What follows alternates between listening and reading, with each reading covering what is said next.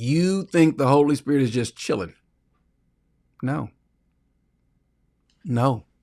Can I give you a passage that nullifies the thought that you're on your own, that God has not influenced your will? Can y'all, before I do though, can you guys think of a passage, a text that tells us that the Holy Spirit, the Lord, is moving in us, working in us, living in us?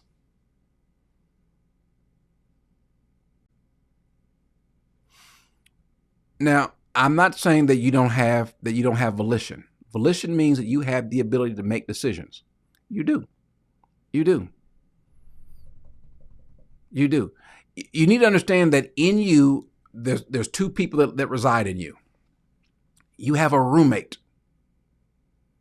I don't know if you know that. Maybe I don't. You have a roommate. Think about that. Hey, you ever had a roommate? Maybe a sibling. Maybe you went to college. You had a roommate. And if you got a roommate, then guess what? You got to be respectful to your roommate. Some of you folks ain't even respectful to your spirit roommate. You got a roommate though. You got a roommate, and so he ain't just he's keeping it. He's going to do some things from time to time. He's going to talk to you. Hey, can you pick up your socks? Say, man, listen. Can you? Hey, I told you again. Flush the toilet when you. I don't like the way you brush your teeth in the morning. I don't like. Can you wash your plate off when you finish? Can you do that? Your roommate's going to talk to you, right? And so he's right. Christ living in me. So here's the text that I wrote on my shoes. I have been crucified with Christ, and it is no longer I who live, but Christ lives in me. And the life which I now live in the flesh, I live by faith in the Son of God, who loved me and gave himself up for me. So who's moving in you? The Lord. I mean, he told us that. I won't leave you. I'll be with you. Are there times where he wants to impress upon you to do this and then you do that? Yeah, that's how you grieve him. That's how you bother him. Okay, fine. And then now you got punishment even more so because I told you. So yeah.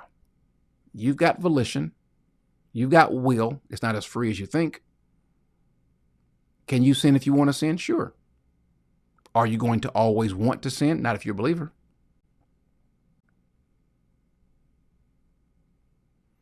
So the point is this. The reason why the Lord did what he did and the reason why he gave you a brand new heart, because one, you needed one. The reason why he put his spirit in you, because you needed it, is because without that, you'll be just like the Jews of old in the Old Testament. On Monday, you're good. Tuesday, you're looking at other stuff, and then Wednesday, you in full blown rebellion. You're hanging out with the Perizzites, the Jebusites, the Hittites. You're back to worshiping other idols because you got a bad heart. So he fixes your heart, puts his spirit in you, pays all your debts, gives you a ticket to paradise, and you doubt it. But again, let me put those up here again so we can go ahead and leave.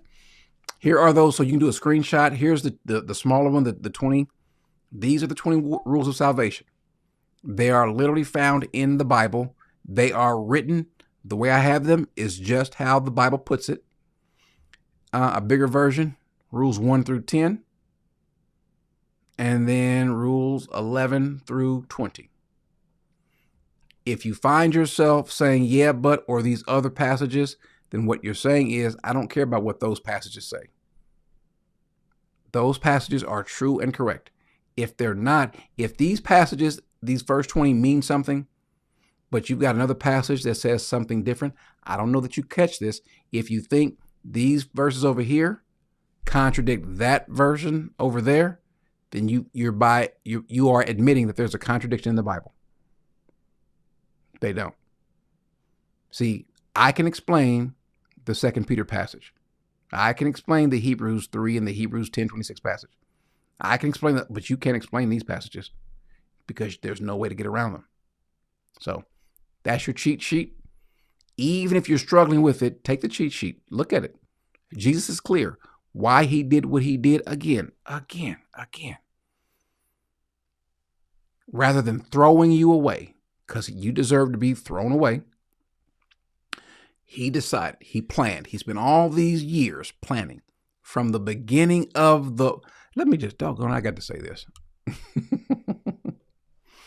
I got to tell you this. And this is one of my favorite ways of putting it. This is one of my favorite ways of putting it. Let me put up two different texts. Let me put up two different texts. I think the other one is in Matthew, or is it John? Doggone it. Is it? No, yeah, here it is. John 17. I think it's 17.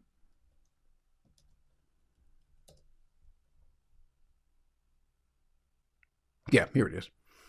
Let me read these two texts. Let me just lay this out and we're out of here. Now, I want your absolute undivided attention. Watch me like you're watching the Cowboys. No, you wouldn't do that because you'd be like this. Watch me like it's your birthday and they're bringing you a birthday cake. Watch me like you're watching the plane here. Give me your undivided attention. You ready?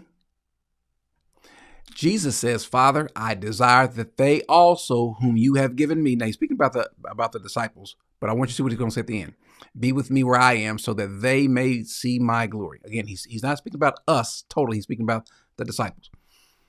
But look what he says. I want you to look at this part. For you, and this is a universal truth here.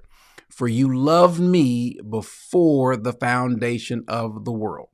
So, how long did the Father love the Son? The Father loved the Son before the foundation of the world. A long time. He's always loved the Son. The Father has always made it a point to lavish his love on the Son. By the way, the Son loves the Father. What kind of love does the Father have for the Son? Jesus says, I'll show you better than I can tell you. I can show you better than I can tell you. In John 1, verse 18, he says, no one has seen God at any time, the only begotten God, who is in the bosom of the Father. Look what he says. He, that's Jesus, has explained him. Who's the him? The Father. What does this word explain? This Greek word exegesita, which is he has explained or he has exegeted. He has shown us what he has shown us the Father. Shown us what about the Father? How the Father loved. Loved who? Well, loved the Son. So I want to show them how much you love me and express this love to you. I want to express the same love to you. How can I show this love to you? Well, I can't express this same love. You wouldn't get it if I loved you because you deserved it. No, rather what I'm going to do is I'm going to show my love to a bunch of morons. I'm going to show my love to a bunch of idiots, to a bunch of fools, to a bunch of people who just love to sin. I'm going to show my love to a bunch of dirty, rotten, no good people, to a bunch of people who don't deserve love. Because if they recognize that's who they are, they'll realize why, ask themselves, why does he love me? For no good reason, just because he wanted to. He loved me. I'm going to show them how much I love. And so you know what I'm going to do?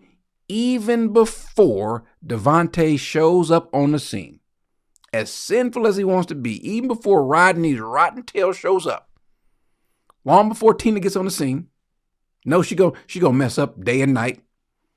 She's like Michael Jackson, but in this case, got me messing up day and night. CG gonna do some dumb stuff, but before they are born, before Corey sets foot on the scene, I'm gonna write out a plan. I'm gonna put together a plan to save them. Let this sink in.